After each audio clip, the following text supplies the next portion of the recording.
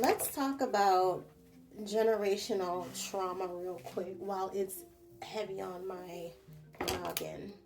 Yeah, I want to talk about the different spirits that can get attached to us simply from our family roots and the experiences that we had growing up and the attachments that those spirits have upon our being as we transition through our life path of destiny. I'm going to tell it from a personal perspective.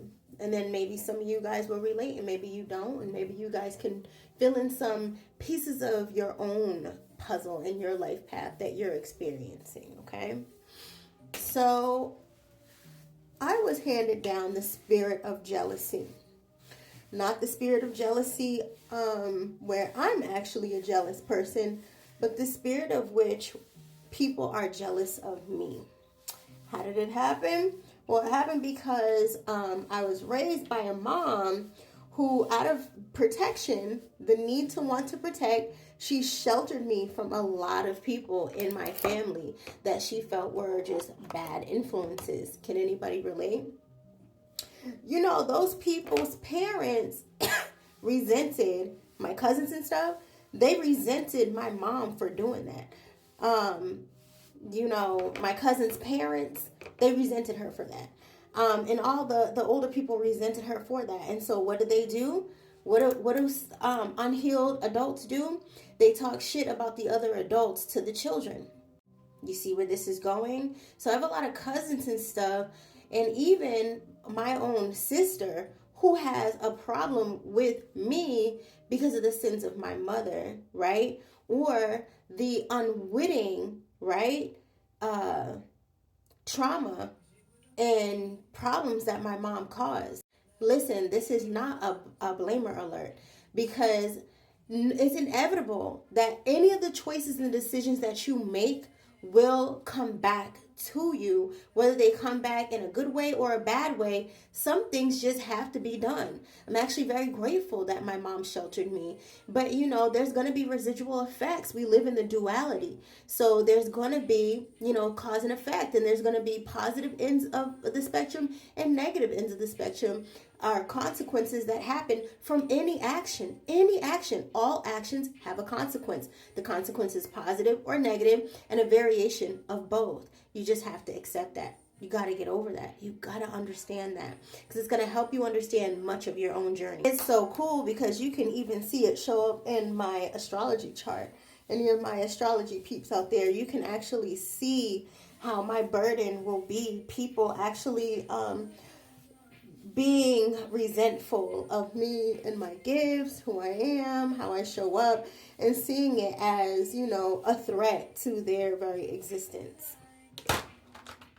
We all have our lot in life. It's true. Some people have placements that actually look really well and fare very well for them. And so they're just liked and loved by anybody and everybody that they come around. You know, it's the difference. You see it publicly. If you watch or study artists and stuff like that, you're like, how come this artist is getting so much attention and so many likes, and they're not that talented, or they don't have that much positive things to share or say or whatever, but yet they're having all this favor? It's all in the stars. It's all has to do with your generational curses that are handed down.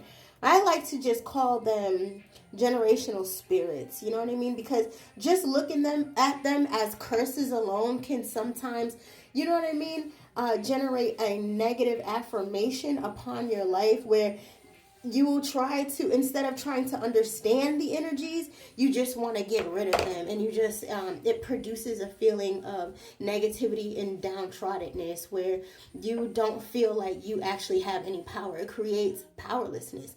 And y'all know that my mantra for 2025 is I own my power. So I will never give into any belief systems that take my power away. And I hope that y'all do the same.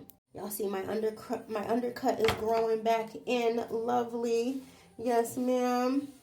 I had all this shaved, so it's all got to grow back in back here. Anyways, yeah. You know, it's really sad that it's that way, and it takes It takes community coming together, even the community within your family coming together and having these vulnerable conversations and having these remembrances, these like remembrance powwows to heal that bloodline, to heal that trauma in the bloodline. But a lot of us are broken up, and you know, we're so separated that we don't have opportunities to heal those different traumas, unfortunately. And no matter how much you reach out or you try to make connections, some people may not allow you to make that connection. And so it's not going to end up happening in this lifetime, or at least in the way that you want it to happen. But it will happen. It will happen. That's why I don't believe in sayings that say, you know, if you don't take a risk, you're going to miss the opportunity. No opportunities is ever missed. We are working in a cycle. Your opportunity is going to come back. It's going to keep on coming back. The door is going to keep on being open. It's going to keep on knocking. Now, you can reject it each and every time it comes until the end of time, but it'll keep coming. Yeah, we're all running on cycles. You know, there's a matrix within the matrix. So there's infinite possibilities to heal. There's infinite possibilities to find happiness and abundance. But yeah, this is just a tangible, real way for y'all to notice and see and start doing the healing work with your shadows and with your triggers and with the things that you find to be cursed in your life, and figuring out why you even experience those things, why you're going through them. You know, that sins of the father, sins of the mother things, the things that are passed down, those are real. You know, that epigenetics, you know, things that are even passed down in your DNA and your bloodline, those things are real, and they manifest in tangible ways that are observable, and you can even have your own empirical data on certain things that are happening in your life and around you.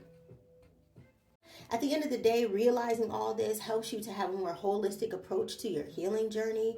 It also helps you to operate more from the heart space and your heart chakra when you're trying to figure out, you know, who's who you should be mad at, who you should resent, and all of those things. When you understand that, hey, we're all low-key victims of this charade, of this circus, of this pattern, of this loop. But at the end of the day, no matter what, you do have control if you so will take that control. That is our gift from the divine. It's free will. And that free will is your magic. And I've preached this many, many times before. And I'm going to continue preaching that, because I hope that it affects somebody and reminds them to take their power back. Be blessed, be healed, stay safe out here in these healing streets. Be good to yourself, and definitely be good to others.